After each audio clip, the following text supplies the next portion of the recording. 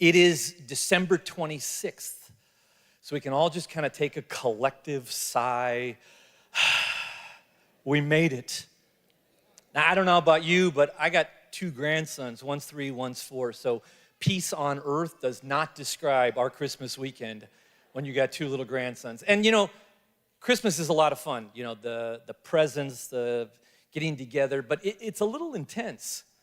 And I love when Sunday is right after Christmas because we're kind of through all of that stuff. And now we can kind of go, what does it really mean?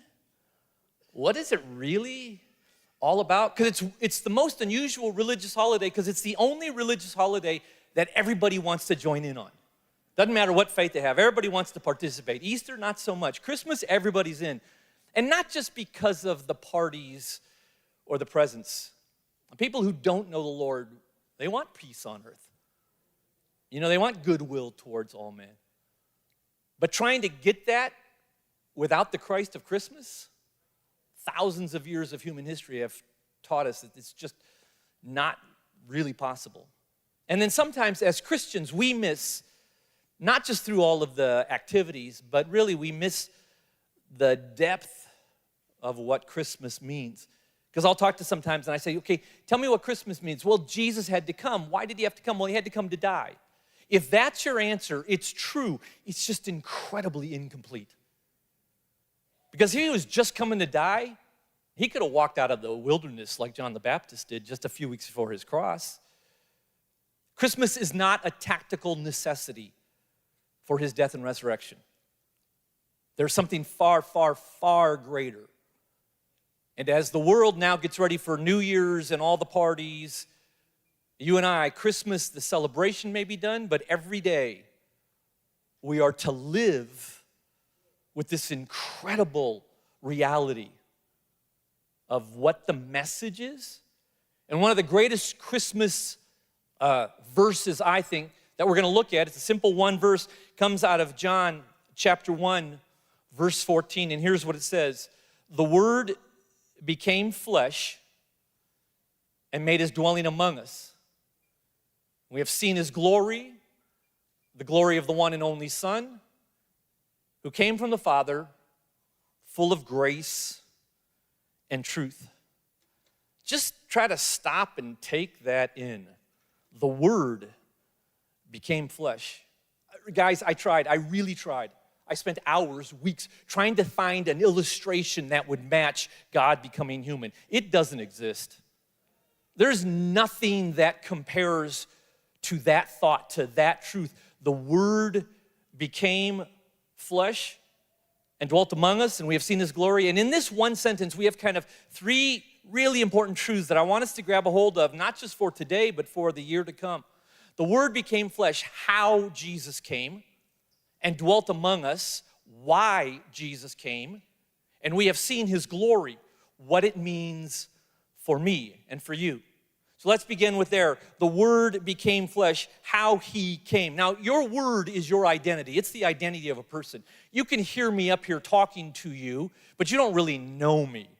If we go out and have coffee and then you listen to my word and I listen to you when we engage with each other, then you know me.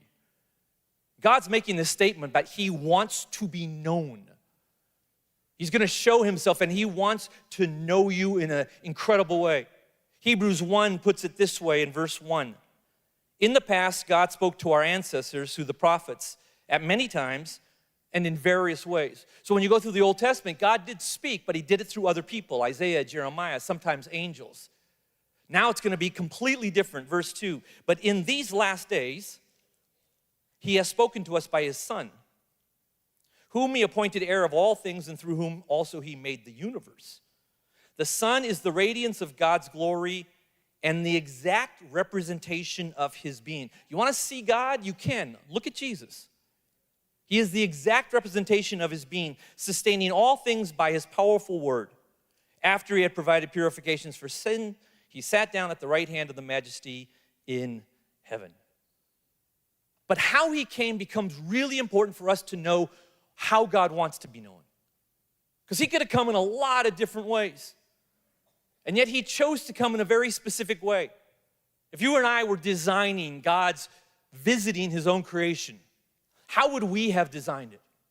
Some of us might say, if God's going to come, he would come as kind of this super mystic, this guru who would levitate, and he'd have this aura about him, and he would say things too profound for us mere humans to even understand, because he's God, and he's got that kind of whole vibe going on for him. I met God one time, true story. I was in a remote part of an Asian country where their priests are considered partial deity. And I was in this town, it was a small town, and there was one hotel, 4 rooms on the second floor, 4 rooms on the first floor. And I wanted to get a room on the second floor so I could kind of look over the town. So I went to the manager and I said, could I get a room on the second floor? He said, no, there are no rooms available. I said, why not? He said, God is with us.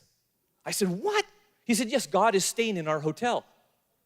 I said, really? He said, yes, it's quite an honor to have God with us. Now, his English was kind of broken, but he was literally saying this, and he was telling the truth. In his religion, this priest was like God. So I said, I've always wanted to meet God. Do you think I could go up there and meet God? No, you cannot meet God. Nobody meets God. I said, but I have questions. Could I talk to God?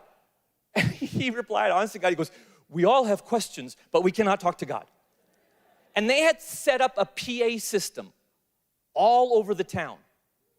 And this guy on the second floor, taking up 4 rooms, would just speak over the PA system. So people going about their lives, going to work, you just hear his voice at any hour just booming all over the town. One time I was there, I was in the lobby, and there was a lady taking food up to God, and I said, God eats food? Yes, but not meat. I didn't know that. And I thought, this is a picture of how the world thinks about God. He's there, but you can't really see him. You're not allowed to go to him. You can't ask him any questions. You can only hear this booming voice that you can't really make sense of. And God says, when I come to earth, I am not coming as this mystical, hyper-spiritual, levitating force, because he wanted to communicate to you and I that he wants to be accessible. That more than anything, he wants us to know you can go up to the second floor. You can sit with him. You can ask him questions. Well, he would say, well, okay, maybe he doesn't come as a super mystic. But if he was to come in human form, then he would come as a VIP. I mean, really. Who else deserves the airport to be shut down, the red carpet, the band? God is coming to his creation. If anybody deserved that royal treatment, it would be God. But he doesn't come that way either, for a very specific reason. I fly a lot, and I always fly predominantly with one airline, so I have lots of miles, 2 or 3 million miles. So I get sometimes upgraded. I always get to get on the plane early. I get the better seats. I don't think they really want to be nice to me, but they have to, because I have this status with them. One time, I flew an airline that I had no status with whatsoever. I looked at my boarding pass on my phone, and it was like Group 97. I got on the plane after everybody else got on the plane. There was no overhead compartment space for my bag. I had no status. Nobody cared. And I thought it's a picture of our society. Our society lives by status. How important are you? How do other people see you? Are you gold caliber or nothing? And so many people are just driving themselves to acquire a certain level of status. So I'll get the respect I deserve. So I'll be treated with that level of status that I should be treated with. And when God comes to earth, he says, I will not come as a VIP. Because he's making a statement that in the kingdom of God, there is no status. We are all equal at the foot of the cross. There's no status whatsoever, and he wants that to be known. Both to those of us who are fooled into thinking we're important, but to the majority of us who feel like we're not very important. When he comes to this earth, he's not a mystic. He's not a VIP. He actually comes as a marginalized person. The story of Christmas. A homeless, unwed teenage mom looking for a place to sleep, ending up under political oppression, running to another country, undocumented aliens living in another country, fully marginalized. You go, why? Why would God come in such a manner like that? Do you know why? Because he wanted to come like me and you. Because that's really our story. The things that we call power symbols, wealth, status, accomplishments. If you know Christ, those things are wonderful. There's nothing wrong with them. But if you don't know Christ, they become your power symbols that try to validate your life. And how he came to earth is incredibly important because he stripped all of that away and came just like you and me, just as we are. You want to know this? Go to Google and Google the name Jesus and then click on images, and you will get the exact wrong picture of Jesus. Because you'll see a guy with beautiful hair, like he could be on the cover of any romance novel. He's just this handsome guy, perfectly shaven beard. He's got the white flowing robes. And this is the picture everybody's got of Jesus. But the prophet Isaiah said he was so disdainful, people would turn their faces away from him. How he came really matters. Because he did not come separate from you and me. He did not come removed from you and me. He did not come holier, trying to tell us you got to achieve this. He didn't come as a VIP, trying to boost us up in the natural. He came like me. When you remove all the power symbols in my life, I am that Christ child. I am that Christmas story. And this is how he chose to come, because this is how he wants to know us. This is how he wants to be known by us. And how he came becomes really important for us, far beyond even the cross. Because when he came and took on human flesh, the Word became flesh, he didn't put on a costume for 33 years. He came permanently. In the New Testament, decades after Christ ascends, Paul is writing to the New Testament church, and he's explaining how Jesus is now the mediator between us and the Father. And he says, the man, Jesus Christ. When he resurrected and ascended, he was glorified, but he did not set aside all of his humanity. He is linked to you forever. You have such value. You are so important.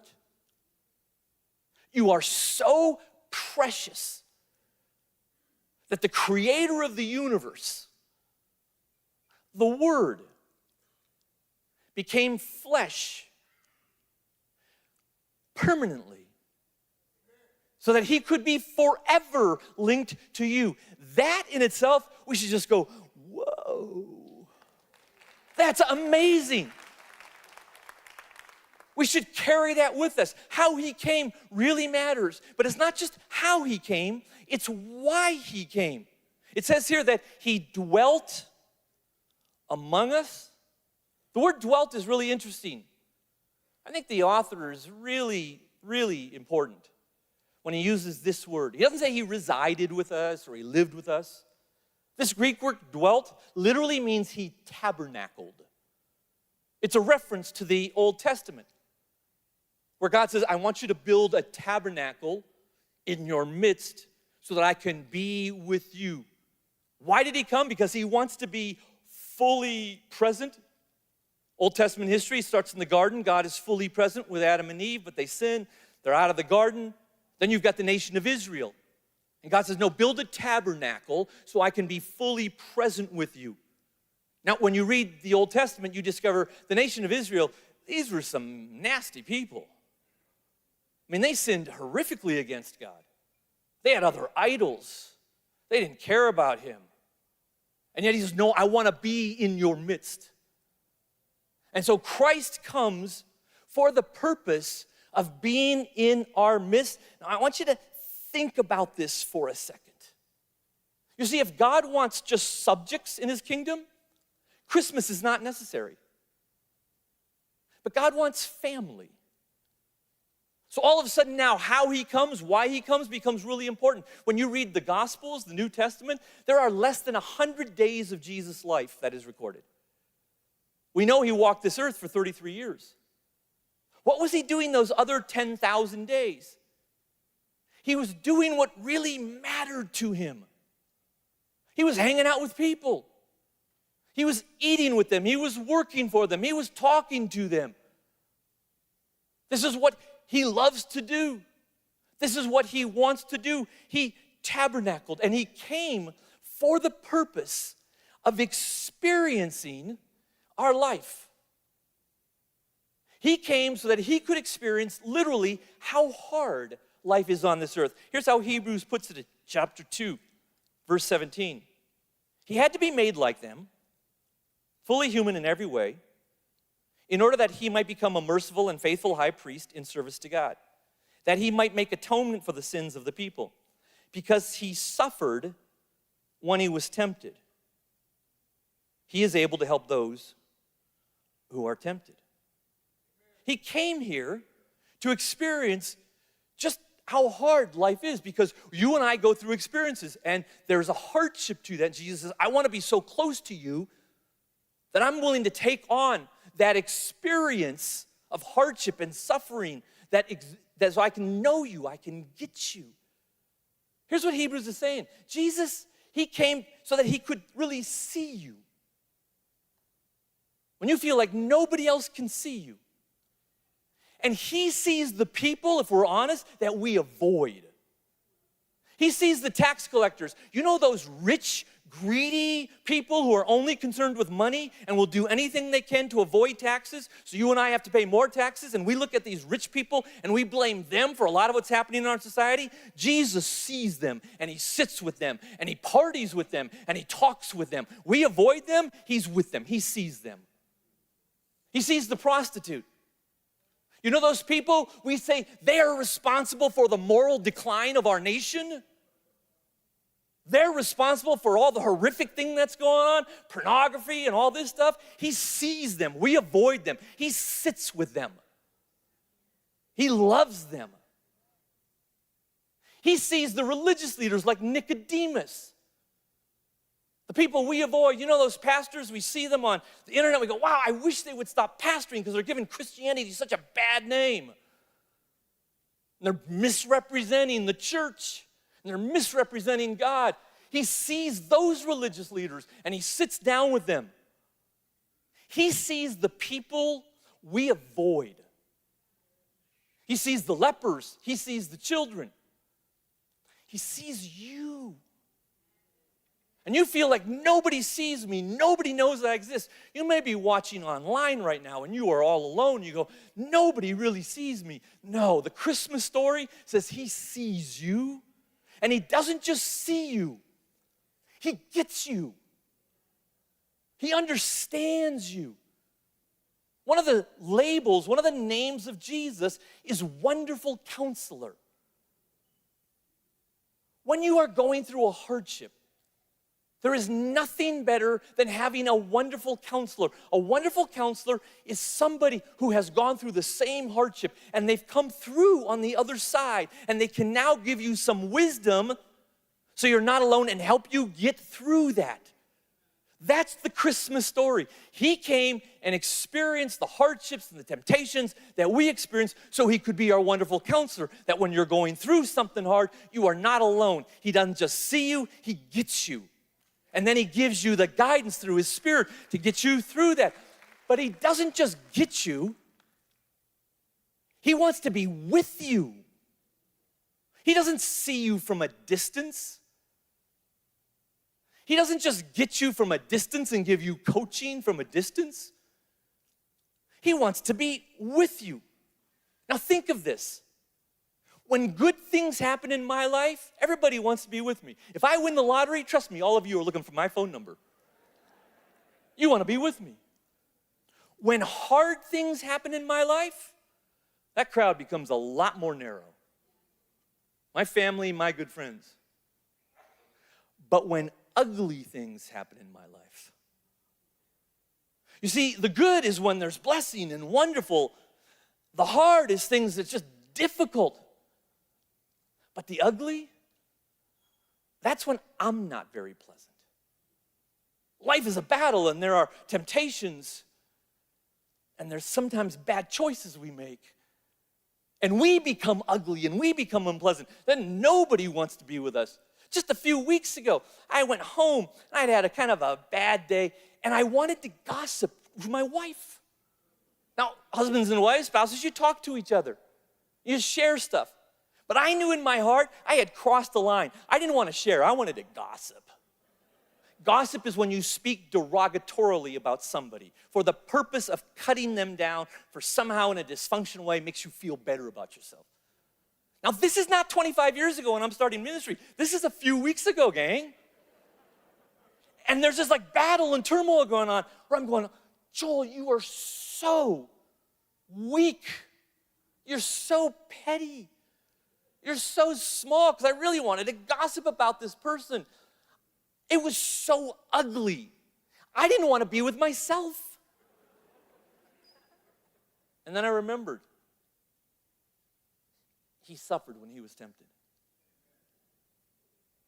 That he wanted to be with me in my ugliness. Not just when it was good, not just when it was hard, but actually when it was ugly. And I said, Jesus, you got to help me here. And what so helped me was the fact that not only was I not alone, not only did he not see me, he gets me, he was actually with me, that he had somehow experienced that temptation. Now, he didn't sin. Do you get the Christmas story? How incredibly powerful it is? Why did he come? He came so that he could experience everything that you were experiencing, all the hardship, all the difficulties, everything. So that he could be with you. That's his heart's desire. And he does all that because ultimately he believes in you. A lot of times in church, understandably and correctly, we talk about, do you believe in God? You know what the Christmas story says? God believes in you. He actually believes in you, and he came here so that he could save you, be with you, because of what he believes in you and who you can become. Jesus did not come to earth to start another religion. He came to earth to end religion so that everybody could have access to God with him, through him. The Christmas story is the Father forming a body and then going to his Son and saying, would you be a sacrifice? I have a son, he's 27. When he was growing up, he had good days and he had some pretty nasty days. I would not give up Josh on his very worst day for the very best of you. And the Father gave up the very best, his Son, for the very worst of us.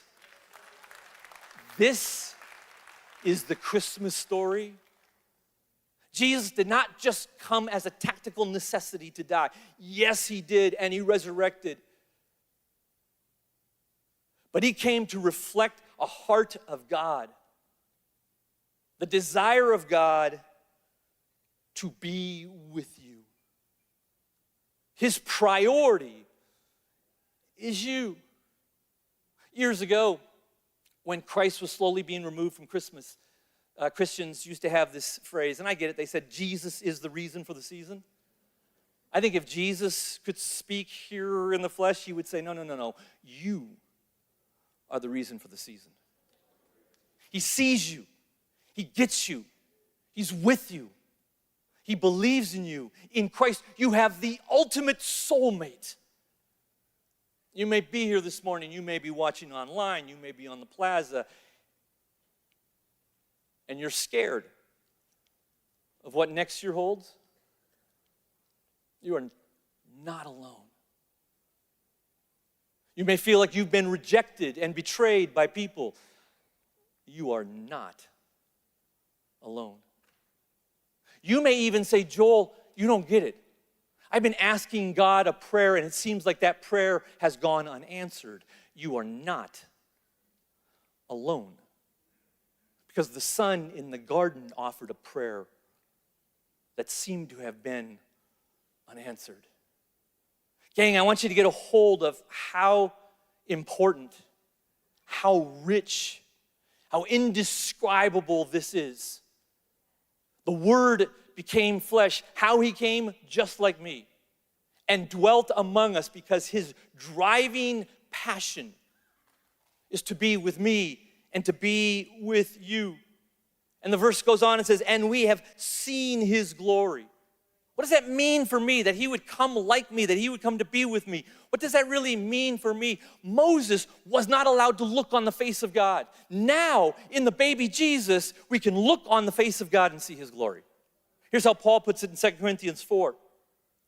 For God, who said, let light shine out of darkness, made his light shine in our hearts to give us the light of God's glory displayed in the face of Christ. We have seen his glory. But we got to be honest, glory is kind of like a hyper-spiritual word. What does it really mean? I know he came like me. I know he came to be with me. And I know I get to see his glory. But what does that really mean? If you look at the other parts of the New Testament that tell the Christmas story, you get an insight into what we receive through the Christmas story. You could look at how Jesus taught the Christmas story. Because he taught the Christmas story as a honeymoon, a love affair. A bridegroom and a bride on their honeymoon night are in the bridal suite. And they love each other and supposed to consummate their marriage, and it's a wonderful moment. But right before, the bride says, you know, I'm just going to go down to the lobby and buy something at the shop, and I'll be right back. She goes down to the lobby. And as she's in the lobby, out of the corner of her eye, she sees the lobby bar, and it's a dark place. For some reason, she walks into the lobby bar, and she sits on a stool next to a man, and she orders a drink.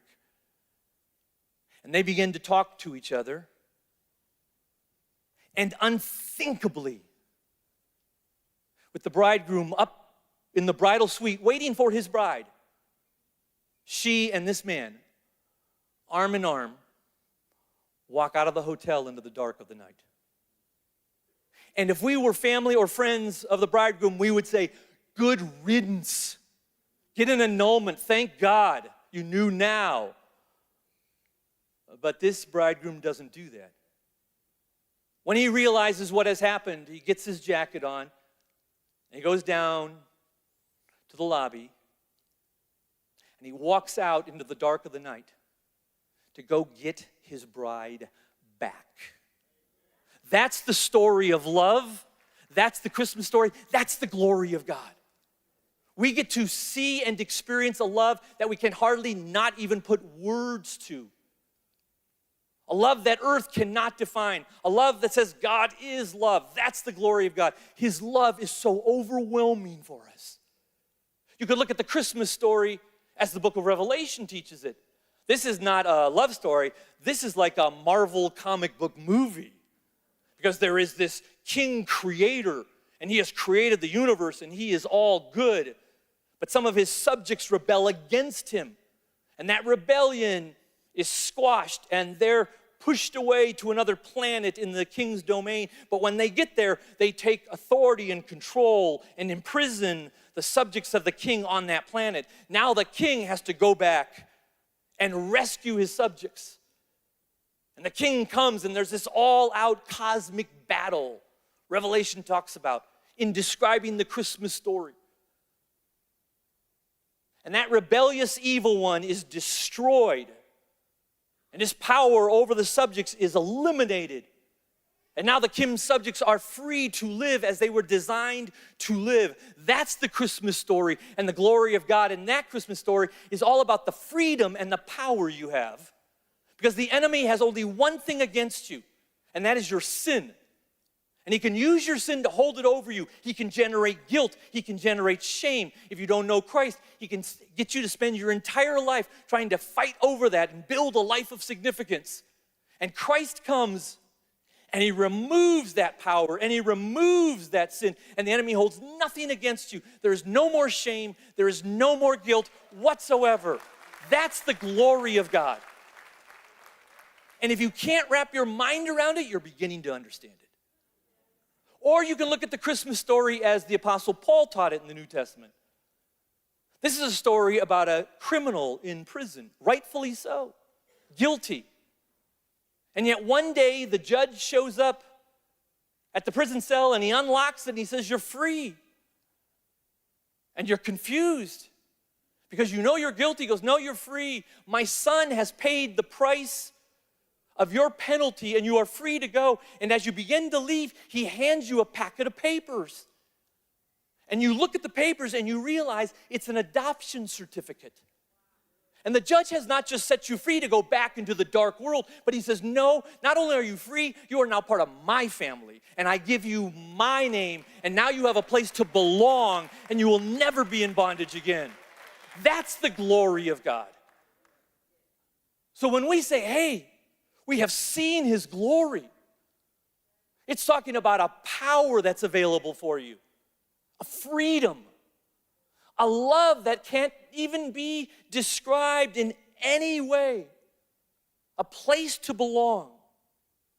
All of this is the Christmas story.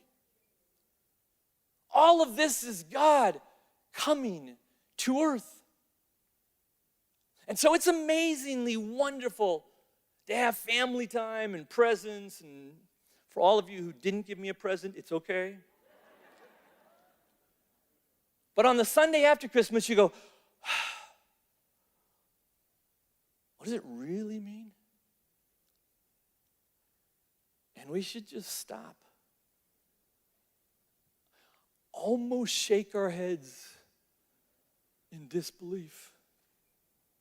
Wow. It means one more thing to us, though. One really important thing.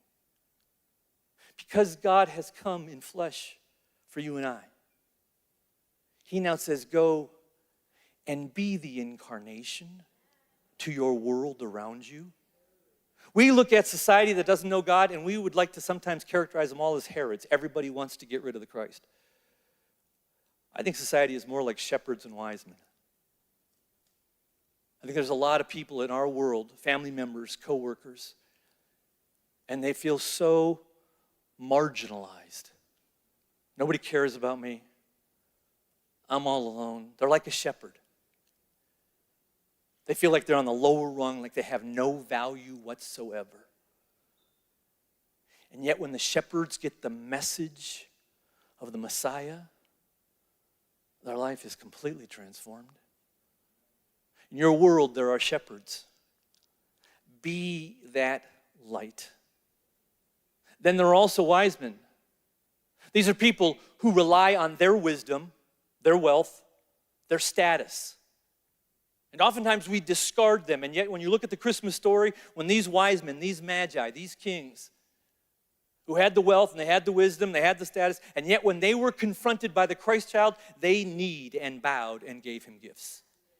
Do not think that the power of God is too small to reach those people. And in our world, there are wise men, there are people who think their status and their wealth can make sense of life.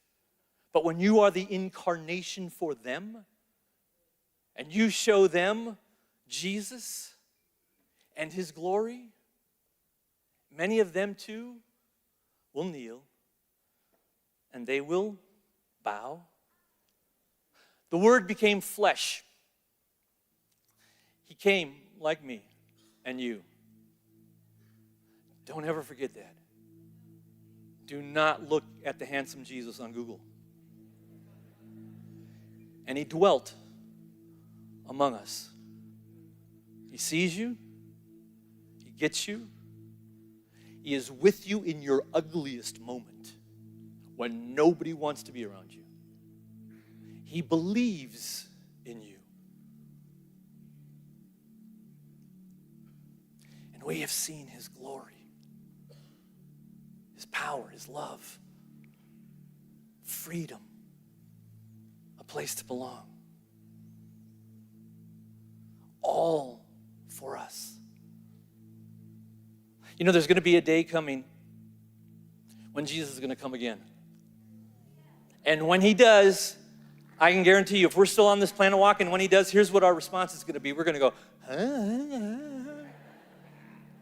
If I can eke words out, you know what my words are going to be? I don't believe it. Friends, can we be as blown away by his first coming as we are going to be by his second coming? I want you to stand to your feet with me. We're going to close this service. I'm going to read a passage of scripture to you that I think is the greatest passage, the Christmas passage. It actually comes out of the Old Testament. And then we're going to sing Silent Night. It's the last time we're going to sing it this year, I promise. But I want you to look at the words, they'll be on the screens, with great intensity, because they are so rich about this story. And then I'll close this in prayer. But you may be here this morning, you may be watching online or on the plaza, and you say, Joel, I don't know this Jesus. I kind of know Christianity, but I don't know this Jesus. A Jesus who would come like me to be with me right there in that moment. Maybe you are in the middle of an ugly season. And knowing this Jesus, it's a little funky. It's not like knowing me or knowing your friend, because it's God. And the Bible teaches really clearly to know this Jesus, you got to know him together. But if you're here now and you'd say, Joel, I really want to know him. I want to be known by him. I want to sense his presence, not just hear about it. I ask, would you let us help you do that? Would you let us help walk with you in 2022 and knowing that? Wherever you're at in your journey of faith, maybe this is your first time ever into church. Maybe you've been coming to church for a while. I have no doubt that Jesus wants to be so much more closer to you. You know, and I think you want to be more close to him like I do. And all I'm going to ask you to do is one thing. Just text the word hope. Just text the word hope to 605-405. If you just do that, then it means we can walk together to really live in the Christmas story. The Word became flesh for you. And he dwelt among us for you. And we have seen his glory for you. You are the reason for the season. Let me read you this verse, and then we're going to sing Silent Night one last time. For to us a child is born. To us a son is given. And the government will be on his shoulders. And he will be called Wonderful Counselor, Mighty God, Everlasting Father, Prince of Peace. Of the greatness of his government and peace, there will be no end. He will reign on David's throne and over his kingdom, establishing and upholding it with justice and righteousness from that time on and forever.